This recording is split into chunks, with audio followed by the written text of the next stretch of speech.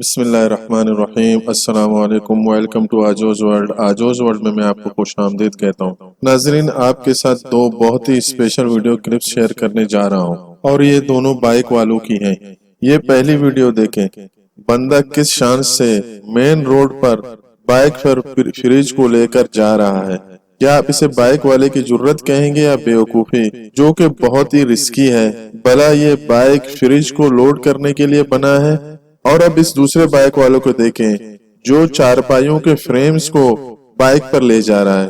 اب ان عقل مندوں کو کون سمجھائے کہ چند روپے بچانے کے چکر میں یہ اپنی اور دوسروں کی جان کو خطرے میں ڈال رہے ہیں۔